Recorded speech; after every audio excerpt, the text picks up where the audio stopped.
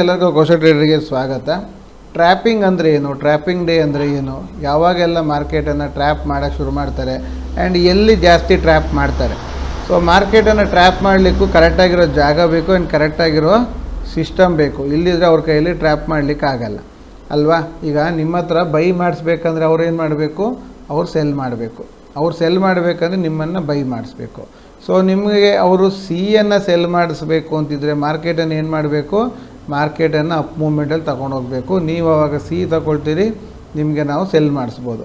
ಅದೇನಾದರೂ ಅವರು ಪುಟ್ ಆಪ್ಷನನ್ನೇ ಸೆಲ್ ಮಾಡಿಸ್ಬೇಕು ಅಂತಿದ್ದರೆ ಮೇಲ್ಗಡೆ ಬಂದಾಗ ನೀವೇನು ಮಾಡ್ತೀರಿ, ಪುಟ್ಟನ್ನು ಬೈ ಮಾಡೋಕ್ಕೆ ಹೋಗ್ತೀರಿ. ಪುಟ್ಟನ್ನು ಬೈ ಮಾಡಿದಷ್ಟು ಸಹ ಸೆಲ್ ಮಾಡಿಸ್ತಾ ಹೋಗ್ತಾರೆ. ಅವ್ರದ್ದು ಪಿಯನ್ನು ಸೆಲ್ ಮಾಡ್ತಾ ಹೋಗ್ತಾರೆ.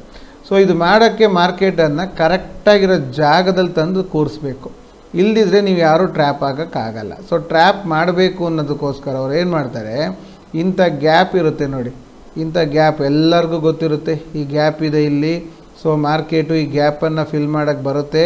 ಸೊ ಈ ಗ್ಯಾಪ್ ಫಿಲ್ ಮಾಡಿದಾಗ ಮಾರ್ಕೆಟಲ್ಲಿ ಒಳ್ಳೆ ರೀತಿಯ ಪ್ರೀಮಿಯಮ್ ಸಿಗುತ್ತೆ ಅನ್ನೋ ಲೆಕ್ಕದಲ್ಲಿ ಇಲ್ಲಿ ಬಂದಾಗ ನಾವು ಟ್ರ್ಯಾಪ್ ಆಗೋಕ್ಕೆ ಸ್ಟಾರ್ಟ್ ಆಗ್ತೀವಿ. ಯಾಕೆ ಟ್ರ್ಯಾಪ್ ಆಗ್ತೀವಿ, ನಾವು ಇಲ್ಲಿ ಮೇಲೆ ಹೋಗುತ್ತೆ ಅಂತ ಸಿ ತಗೊಂಡ್ರೆ ಫಾಲ್ ಆಗುತ್ತೆ. ಇಲ್ಲಿಂದನೇ ಇದನ್ನು ಝೋನನ್ನೇ ರಿಜಿಸ್ಟರ್ ತೊಗೊಂಬರ್ತಿದೆ ಅಂತ ಪುಟ್ ತೊಗೊಳಕ್ಕೆ ಹೋದ್ರು ಪುಟ್ಟು ಫಾಲ್ ಆಗ್ತಾ ಇರುತ್ತೆ. ನೀವು ಇಲ್ಲಿ ನೋಡ್ಬೋದು, ಸಿನಲ್ಲಿ ಯಾವುದೇ ಕಾರಣಕ್ಕೂ 15 ನಿಮಿಷದ ಹೈಯನ್ನು ಬ್ರೇಕ್ ಮಾಡಲೇ ಇಲ್ಲ. ಮೇಲೆ ಹೋಗೋಂಗೆ ಮಾಡೋದು, ಕೆಳಗೆ ಬರೋದು, ಮೇಲೆ ಹೋಗೋಂಗೆ ಮಾಡೋದು, ಕೆಳಗೆ ಬರೋದು. ಅದೇ ನೀವೇನಾದರೂ ಪುಟ್ ಸೈಡಲ್ಲಿ ತಿರುಗಿ ಕೂತಿದ್ರಿ ಅಂತಾದರೆ ಪುಟ್ಟಲ್ಲೂ ಅಷ್ಟೇ, ಪುಟ್ಟಲ್ಲೂ ಹೋಗ್ತಾ ಇಲ್ಲ. ಒಂದು ಸಲ ಮೂಮೆಂಟ ಮೇಲೆ ತಗೊಂಡು ಹೋಗೋಂಗೆ ಮಾಡಿ ಮತ್ತೆ ಎಗೇನ್ ಫಾಲೇ ಮಾಡ್ತಿದ್ರು. ಸೊ ದಟ್ ಏನಾಗ್ತಿತ್ತು, ನಮಗೆ ಟ್ರ್ಯಾಪ್ ಆಗ್ತಾಯಿತ್ತು. ಕರೆಕ್ಟ್ ಅಲ್ವಾ.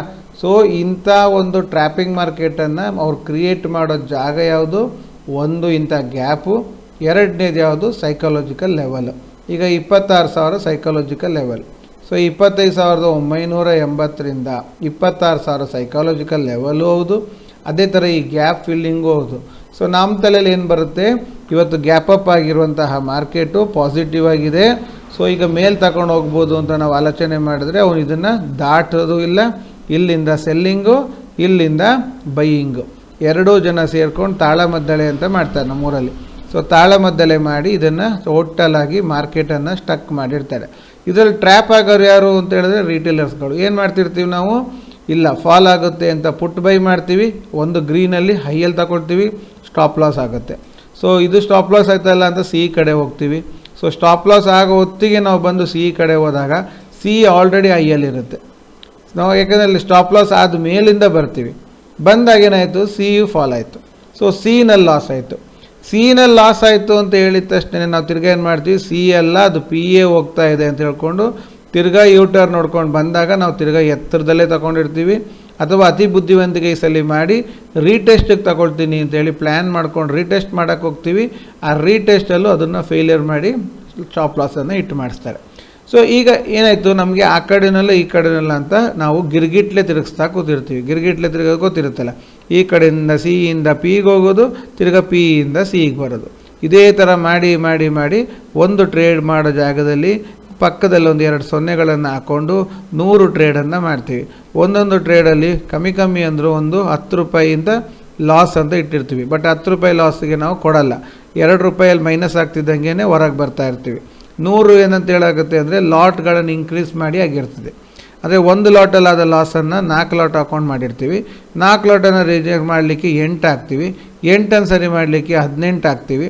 ಹೀಗೆ ಅದು ಮಾಡ್ತಾನೆ ಹೋಗ್ತೀವಿ. ಲಾಸ್ ಬಿಲ್ಡ್ ಆಗ್ತಾನೆ ಹೋಗುತ್ತೆ, ಲಾಟ್ ಇನ್ಕ್ರೀಸ್ ಆಗುತ್ತೆ, ಪಾಯಿಂಟು ಇನ್ಕ್ರೀಸ್ ಆಗುತ್ತೆ, ನಮ್ಮ ಅಮೌಂಟು ಕ್ಯಾಪಿಟಲ್ ಎಲ್ಲ ಅದು ಕರಗಕ್ಕೆ ಶುರು ಆಗುತ್ತೆ. ಇದಕ್ಕೆಲ್ಲ ಕಾರಣ ಏನು, ಟ್ರ್ಯಾಪ್ ಮಾಡಲಿಕ್ಕೆ.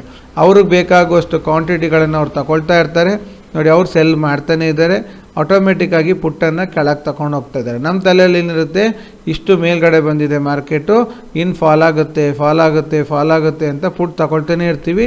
ಅವ್ರು ನಮ್ಮನ್ನು ಟ್ರ್ಯಾಪ್ ಮಾಡ್ತಾನೆ ಇರ್ತಾರೆ. ಕಾಲ್ ತಗೊಳಕ್ಕೆ ಹೋದವ್ರಿಗೂ ಬುದ್ಧಿವಂತಿಕೆ ಮಾಡಿ ಕಾಲ್ ತಗೊಳಕ್ಕೆ ಹೋದವ್ರಿಗೂ ಕಾಲಲ್ಲಿ ಮೂಮೆಂಟಮ್ಮ ಕೊಡೋದೇ ಇಲ್ಲ.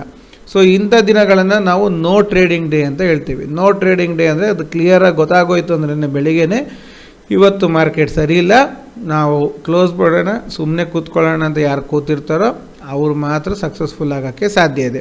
ಅದನ್ನು ಬಿಟ್ಟು ಏನಾದರೂ ಮಾರ್ಕೆಟ್ ಒಟ್ಟಿಗೆ ಯುದ್ಧ ಮಾಡ್ತೀವಿ ಅಂತ ನಿಂತರೆ, ಅಥವಾ ನಮ್ಮ ರೆಡ್ಡನ್ನು ಗ್ರೀನ್ ಮಾಡ್ತೀನಿ ಅಂತ ನಿಂತ್ವಿ ಅಂತಾದರೆ ಇವತ್ತು ನಮ್ಮ ಬೆನ್ನು ಮೂಳೆಗಳನ್ನೆಲ್ಲ ಮುರಿದಾಕಿ ಹೊರಗೆ ಕಳಿಸ್ಬಿಡ್ತಾರೆ. ಇದು ಮಾರ್ಕೆಟಲ್ಲಿರುವ ಕಂಡೀಷನ್. ಸೊ ಇಂಥ ಟ್ರ್ಯಾಪಿಂಗ್ ಡೇಯಲ್ಲಿ ನಾವು ತುಂಬ ಜಾಗ್ರತೆ ಇರಬೇಕು. ಅಂಥ ಟ್ರ್ಯಾಪಿಂಗ್ ಡೇಲಿ ನೀವು ಸಿಕ್ಕಾಕೊಂಬೇಡಿ ಅಂತ ಹೇಳ್ತಾ, ಈ ವಿಡಿಯೋ ಇಷ್ಟ ಆದರೆ ಲೈಕ್ ಮಾಡಿ, ಸಬ್ಸ್ಕ್ರೈಬ್ ಮಾಡಿ, ನಿಮ್ಮ ಫ್ರೆಂಡ್ಸ್ಗೂ ತಿಳಿಸಿ. Thank you.